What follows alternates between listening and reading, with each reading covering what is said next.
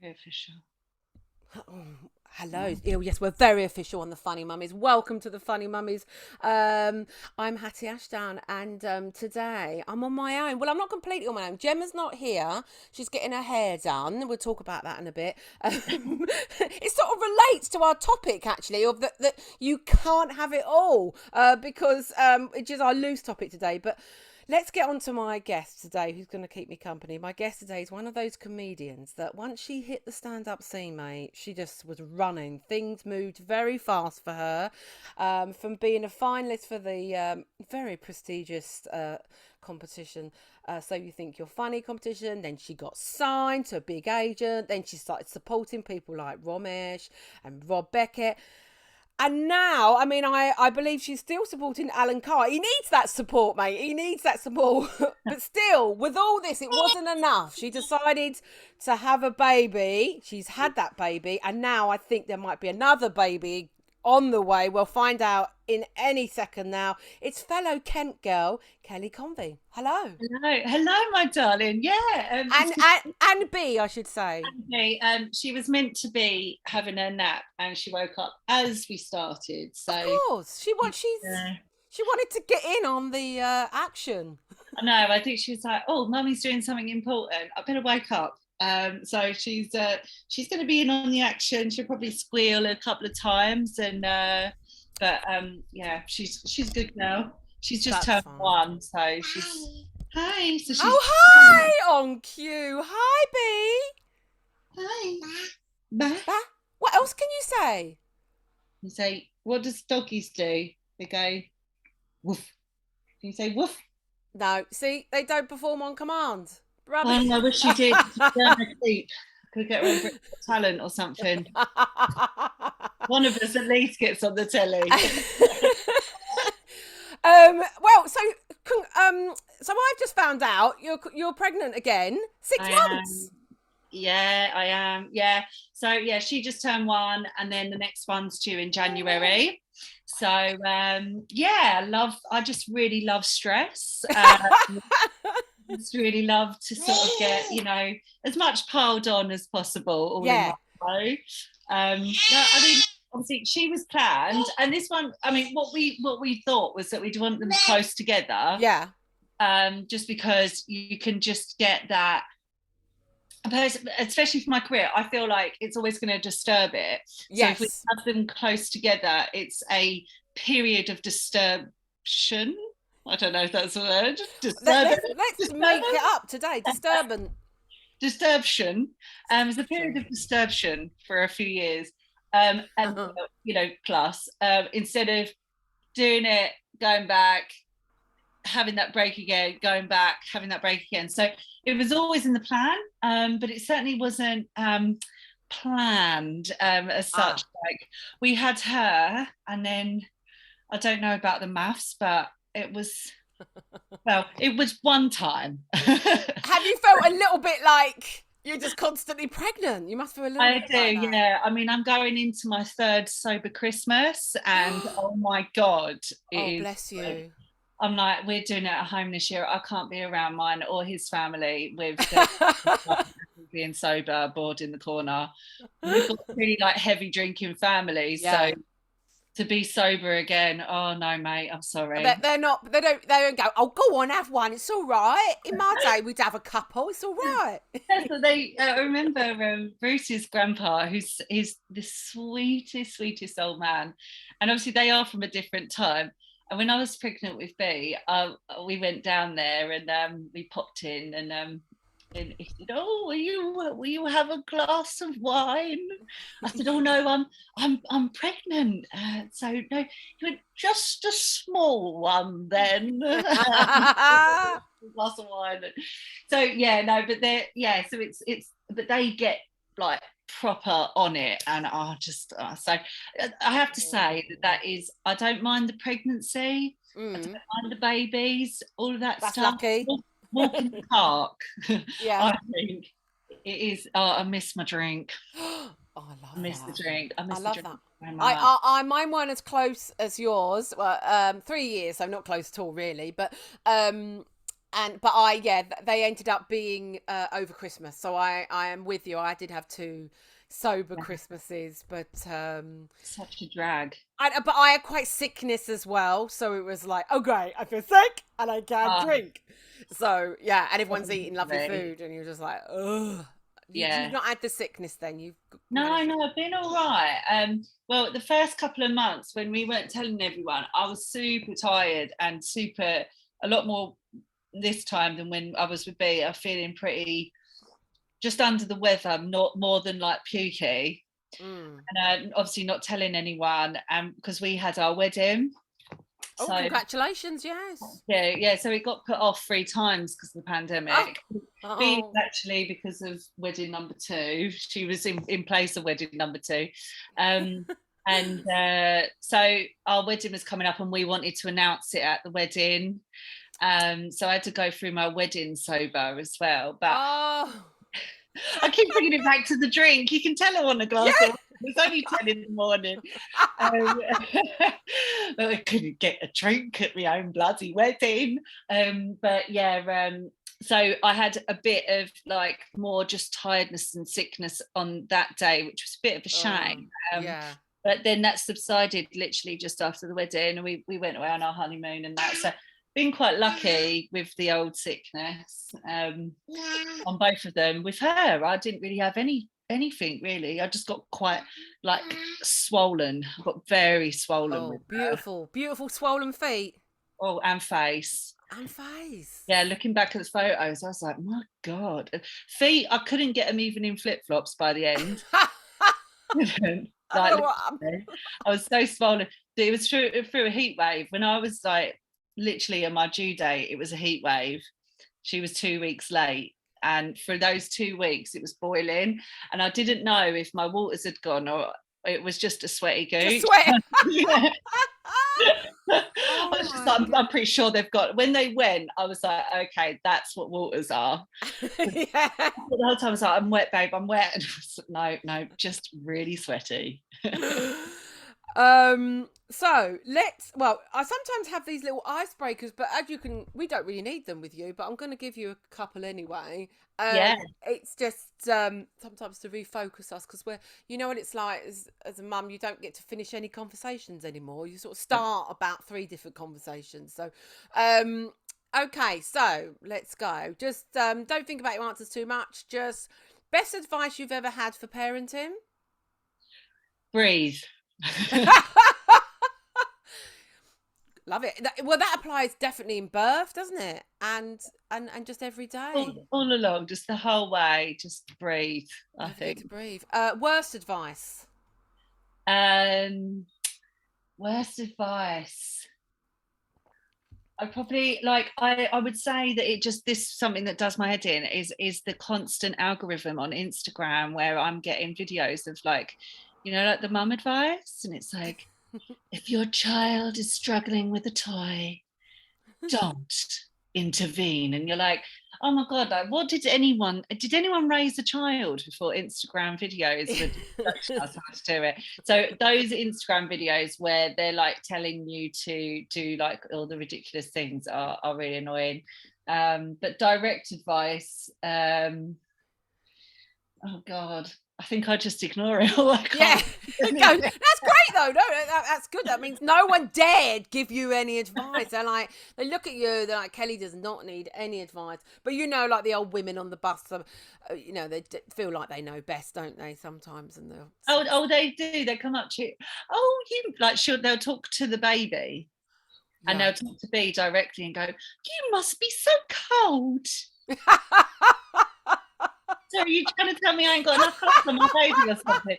Oh, you must be freezing. Look, your little toes are out. It's so passive aggressive, isn't it? Really? It's like it's like they want to say to you, "Oh, she needs a blanket on," or "What? Oh, she needs gloves on." But bless the baby. Like, oh right, yeah, she's freezing to death. Leave her alone. That's where she likes it. They mean well, don't they? But I mean, sometimes it restores me with, I think, when you get old, you can just say whatever you want. But because I've had a lot of it with my second one's name, Buster.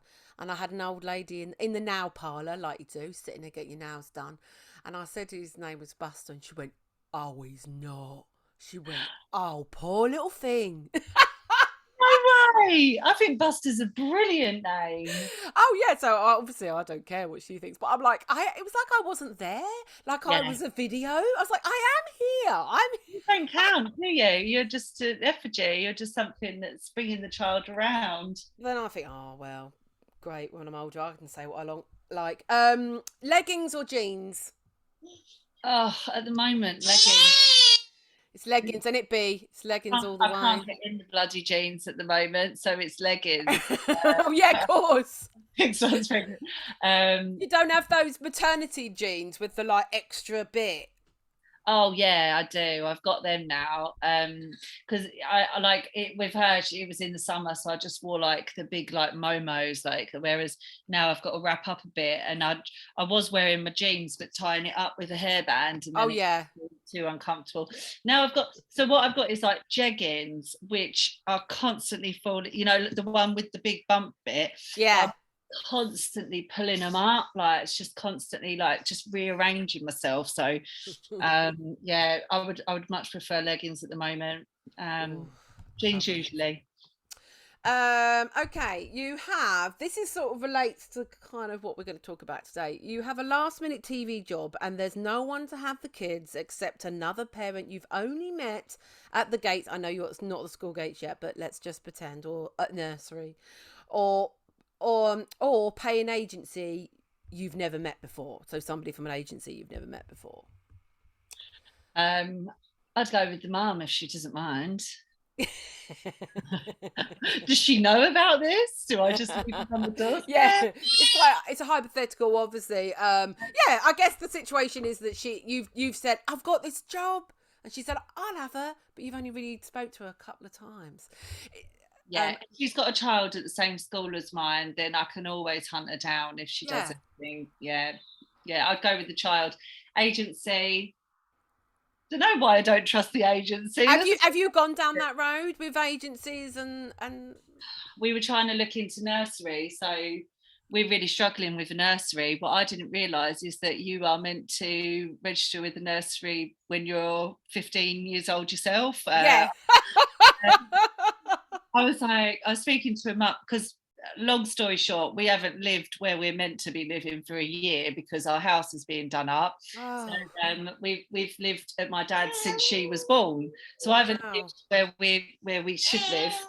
So I haven't been in it with the mums and all that. So I've made a couple of friends over there. And I was speaking to one mum like a few months ago, and she said, "So what nursery is she going to?" And I was like, "I don't know yet. I'm gonna have a little look around." She was like, "Sorry, what?" "You haven't applied?" And I was like, "What?" And she's like, "You're never going to get anywhere." And I was like, "Oh my God, is this true?" Like, I didn't realise. I started contacting nurseries and they all have an 18-month to 2-year waiting list. Wow. Like literally every single one of them. And I don't know what I'm going to do. I joined one the other day and it's a waiting list. You have to pay to go on the waiting list. No. Yeah, non-refundable to join the waiting list. All of them. So I joined the waiting list and it assigned me a number of 306. So I phoned them and I said, just wondering, is that just a number or is that? And she's like, "No, that is your place in the queue. That is your place in the waiting list." So I don't think she's going to go to nursery because literally it's not even that it's an option because there's none available. And because obviously, you know, working in the evenings, it's not a necessity as such. No. But it is. I was going to say, like, because you've got, now it's a different situation because obviously you've got the other one coming along. But just to explain to other people that, like, you know, I mean, that's the thing. How does it normally work with childcare, with you going out? Do you manage to do it between you and your husband? Yeah, so the good thing is that Bruce, my husband, has got like just a regular, like, sturdy, pandemic safe job, which is beautiful. And so he will work, and if I've got a gig that I have to leave fairly early, he's got quite a flexible job where he could work from home in the afternoon or whatever. So there are you know, he can't do it all the time, but if he needs to get home by 4 for me to leave, then he does that. So then he gets home early and then I go out, because I went back to work when she was 3 months. Wow. Yeah, because I didn't really have a choice. So as you were saying at the start, I am Alan Carr's crutch. No, I've been supporting Alan for a while now, and what happened is that I did like a work in progress tour, which was much smaller tour. Did all of that support, and then that was leading up to the big sort of, you know, not stadiums, but you know, big arena tour sort of thing. Oh yeah, they're massive venues. I've seen the pictures, mate. Wow. Yeah, the big theatres. So that was leading up to that, but that was meant to happen sort of before the pandemic. I see. But then the pandemic happened and it got pushed back and back and back and back. And then the new start date of the tour was actually my due date with B. So I was like, oh my God, I was like, Alan, don't suppose you want to push your tour back at all, do you? But so it was just too big an opportunity to sort of miss out on. So I decided that I would go back after 3 months and miss out a bit of the tour. I've missed out, so it got split. So I do all of the South, and someone else does the North. So Louise Young, she's great. I don't know if you know Louise. So Louise has taken the North stuff because she's from up there. There you go, makes sense. So job share, isn't it? Job share. So I've kind of lost half the tour in a sense, but I mean, like, you know, but then again, I could have lost. That's such a negative word, but yeah, I'm rambling here. But basically, after 3 months, we were like, we've got to do this. So we just got into a pattern of him having her in the evenings. I was still breastfeeding, but I was pumping, and then he would give her a bottle in the evening, which was nice for them actually, because like they got that time to sort of have on their own and bond. Yeah. So we just make it work. Like if there's like a weekend away where I have to be away for like 3 nights, a lot of the time they all just come. Yeah. So we take him, the dog, the kitchen sink. The dog. Yeah, the dog has to come as well. So we all go up and just make it work. But I'm definitely not working as much as I was. Yeah, like I used to gig 7 nights a week, and now I do a few a week maximum, really. But I mean, and how does that? So many questions I want to ask you. How does that make you feel? Because, you know, I mean, I remember someone said to me, like, when I got pregnant the first time, and I missed out on a film because it worked out I was going to be really heavily pregnant when I'd be filming. I was like, well, it's fine if you just film from up here. And we even discussed making her pregnant, but it was for insurance reasons. It was a small film. It was filming up in Glasgow, miles away from here. That we're, you know, and it was the first kind of like, oh my God, the sacrifices. But obviously you gain this beautiful baby. But I think it was the first, you know, and a friend said to me that therein, you know, the sacrifices sort of start. We should find another word. But I mean, so. Because this is what I want to talk about, is that this whole thing now, I think, is a little bit dangerous, that a lot of, let's say, you know, high profile celebrities or whatever put out this thing of like, look at me, I'm a pop singer and I've got a baby and I've got my own, I don't know, perfume or whatever, and I've got all these things going on. And I just think it's a little bit damaging to anyone sitting at home who might be struggling as well, and just think, well, I can barely, you know, get dressed or clean my teeth or whatever. And I feel like it's our responsibility on Funny Mummies to sort of say that that is not how it is. Even if it seems like they're having it all, there's always going to be something you're sacrificing, and they're probably not telling the whole truth. I just think that the ones that are like, there's someone who I really, really like, and like they're definitely massively in the public eye.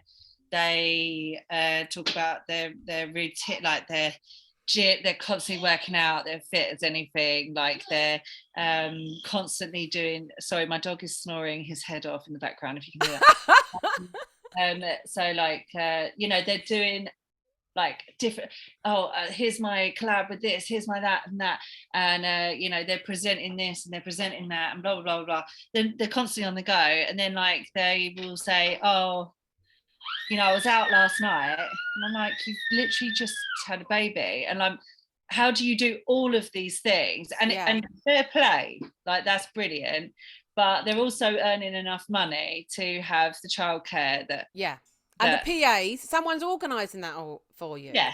So and do you know what? If I could do it, then brilliant. You know, like if I was getting that work and I was getting that money and I could afford all of that stuff and have a live-in nanny and all that, you know, fair play. Like, but I don't think that's realistic. Like to the rest of the world. And like you say, you do have to turn things down. And I think I found it kind of strange since having her, and I know it's going to be even more so with this one as well, is that when I first started doing comedy, and like you said at the start, I rose really quickly. So, and I was always a yes person because I always just felt inferior, not inferior, but like imposter syndrome, you know, like that kind of, I'm only 6 months in and I'm getting paid gigs and like, or like, so whatever was put my way, I said yes.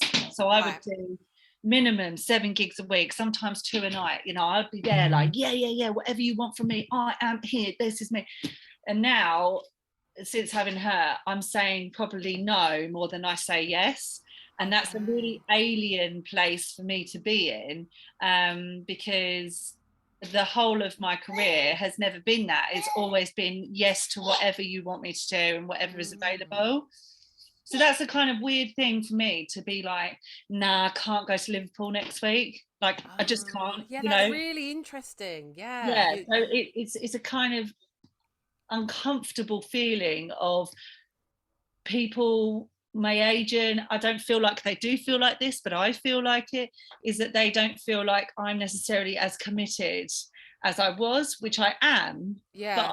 But my time is not available as much. So I do feel like there's this uncomfortableness of saying no to things a lot. But what I've come to realize in myself, and I feel like this can probably apply to like most people's careers, is that, and what I try and remind myself, and it's not very easy to, is that I'm 35, I'm in my mid-30s, I'm having my children, and then you look at someone, if you refer it back to comedy, like, I don't know, the greats, like you've got people like Ramesh and that in their 40s and stuff. You've got time. Yeah. Like, I feel like you know, even if you're in a bank or whatever, like, you feel like you haven't got, everything has to be now, but actually you have got time. Yeah. So it's almost like, okay, you're on pause a little bit at the moment, and yeah, you couldn't do that job, yeah, you couldn't do that job, but in 10 years time when they're at school, like, it's not like you're going to be some wrinkled up like piece of shit that like literally can't and if you are, what a great comic you'll make. Hello, I'm a wrinkled up piece of shit. Laugh at me, everybody. I don't know why I'm American when I'm as wrinkled. I never speak like this. I don't know why I've turned American. I've gone to America, I'm old, and my career has taken off in my 80s. Just coming onto the stage with a fag like that. Are you all right, everybody? Yeah. It's good to be here for my 40th birthday. Like, you know, it's not like you're going to be washed out. And I feel like that's just life in general. You feel like everything has to be now, and that time is running out. And actually, we've got so much time to make all this up, right? Like, yeah, and that, like you say, that applies to anything. I've got you know, a lot of lovely mum friends now, and they're real friends. They're not just mum friends. Have been out for drinks with them without children, and you know, they've got certain things, and I go, cause I'm sort of one of the older ones, and they go, oh, you know, I'm worried because I'm 33 and I want to do this. And I'm like, you've got loads of time, and it'll be ones that our kids last to are now just starting, you know, or both at school, and it's like, this is the time, you know, this is the time. Although with that comes a whole other thing. I know, but if they can walk to and from school, they're on their own. Yeah. Get chips on the way home, love. I'm out. Well, what you'll find is when they're both when they're at school, I mean, I know where you're at, and you probably look at me going, oh my God, I can't wait till they can just like, yeah, dress themselves, which they still can't do. I think I'll be dressing them till they're flipping 18. But it's now just a PA. It's that stress. Yeah. I am a PA for, 3 people, myself and the 2 boys, because they have a very, one's going to a party today, and we've got to get the present and where it is and blah blah blah. We've got to start wrapping up soon. Yeah. So I think I think we can both agree that basically just needs to be a bit more honesty. There's nothing wrong, like you said about going back to the nursery. I mean, I'm like you said. I mean, maybe nannies and stuff aren't as expensive as you might think, although it might be now. But I always went for the childminder option because they're a bit more flexible around time with and actually because I'm getting a bit more evening gigs and my husband gigs as well. Yeah, so I didn't I didn't marry someone like you did. I need to get some. So we're looking at we need more evening babysitter options because I'm digressing, but I think, just needs to be a bit more honesty of people sort of saying you can have this, and when really behind the scenes there's either a lot of family help or there's nannies, and that's fine. But I think people just need to be honest. I watched something on telly the other day, which as I say, I won't name who it was, and she felt like there was a point in her life where she had to make a choice between acting or having children, and I do know this person, and I know this person gets a lot of help from her family, and I know, like, to the point where she'll go away and she can leave her kids with her mum, and it's just be honest that that's what's happening. There's nothing wrong in that. It takes a village, as they say, but we want to look like we can just do it all. No, I'm on stage and I'm rocking the baby with 1 foot off stage, and maybe you are doing that. I mean, God love Josie Long. She's on tour at the moment. She's taken the baby with her. Well, I've taken her with me like to so many gigs now, and like I took her to Glee, Nottingham. My sister was holding her upstairs, and as I walked on, she was watching me upstairs, and as I walked on she started crying, and that has got to be the most alien sound in a comedy club on a Saturday night. Crying, and the whole audience, as I started my set, looked up to where this noise was coming from. Oh, how weird. Yeah. And I was like, oh, that's mine. And then they were like, what? But I do agree with you. I think the transparency would be nice, but also it also is the Instagram age where things no one likes to have this perfect bubble popped. It's like I think because that's what that's another thing. I mean, like, I've stopped posting on Instagram so much because what am I going to post? Me with like looking like a piece of shit. Like I haven't going to brush my hair and like I think that's what we need to see more of. But not that I think you could ever look like a piece of shit. Nice. But it is. I mean, that's a whole nother topic, isn't it? I was saying to my husband the other day, like someone was saying, I never see any one that's got messy houses, and I was like, there is a few. I can tell you a few to follow. But it's like, but the truth is, do we want to see it? We do want that escape when we're scrolling, but then don't you find you get anxious? You come off and you go, why am I feeling anxious? Because I've just seen God love her, Stacey Solomon, and her sort of perfect house, and everyone. Stacey is a prime example. I really do love that woman. I follow her. I don't really follow many people, but I follow her, and it's all very idyllic. I don't really. I would like to see some sort of nappies on the floor maybe once in a while, please. yeah. But Stacey, I love you. Please come on my podcast. She's the original. Have you ever seen the film Happy Go Lucky? It's a Mike Leigh film. Oh my God, check it out. She's just like that. She's just like just so positive about everything, isn't she? I just love it. Actually, to be fair to Stacey, to be fair to old Stace, I actually, have you watched her organisational program? Oh, Sort Your Life Out. Yeah, love that program. And actually, maybe her house is just spotless all the time because she is just the queen of like organisation and Yeah. So maybe we just all need to be a bit more Stacey, to be fair. Well, she just loves the organisation, labels and all like that. Are you into all that? A bit of I Maria mean, I love Kondo? looking at it online. Yeah. I would love to do it myself, but no. I was like, oh my God, yeah, I could get a label maker. I'm like, look at these IKEA hacks. I'm like, oh my God, I could build that. And then like, obviously I save it and then I never do it. Yeah, click the save. Well, I've got a label maker, but I think the labels are messy, and then put crap in this box, other crap in that box. Oh well, Kelly, from what I can see, your house looks very nice from here. But I mean, that's how we do it with Zoom. It's angle it. I don't know. I mean, the toys. Oh yes. yes. But going back to hello, B. What you were saying about, and we've got about 4 minutes left. About having the two kids close together. To quote, I think I've quoted her a few times on here. Holly Walsh, when she came on, she had her kids quite close, and she said she sees it as like having the mess of your house or whatever. Why clear up? Just keep going, and then do a big clear up. And that's the metaphorical side of having two kids, isn't it? Just get them out, just whack them out, just get it done, and then you can just start moving on with your life. This little disturbance or whatever it was, inconvenience. And then you'll become the true wrinkly comedian. Yeah. So what stage? I can't wait for that. Me and you with our glasses. So you still on tour while you're pregnant at the moment? Yeah. I've got gigs right up until virtually my due date, and then I think this time, unless Kevin Bridges comes knocking and wants me to support him. He does listen to this podcast. Yeah. Hey Kev.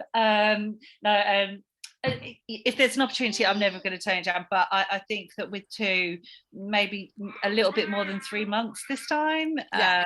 I think it was fine, it worked, and we made it work. But I think that if I can, it would just be good to just have a little bit more time, and then back to it.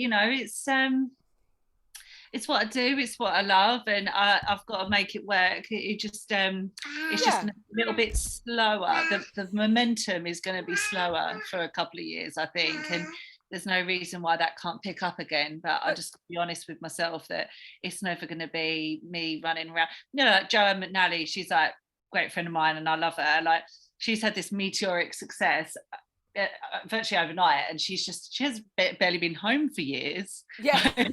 I don't think her feet has touched the ground, and as much as I would love that same success, there's absolutely no way on this earth that I could do it right now.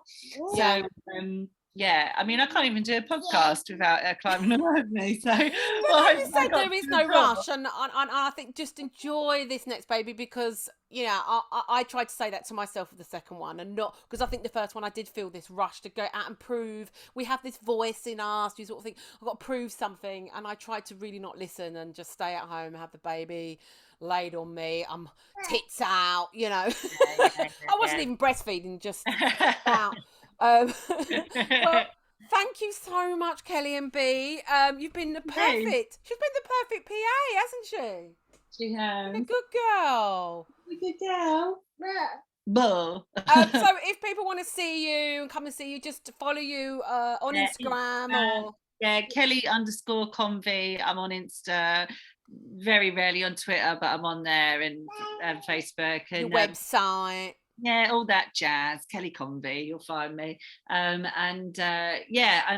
be selling my tour for 2030. Bring your fags. Yeah, bring your fags. Bring your fags. We're on the stage drinking and smoking.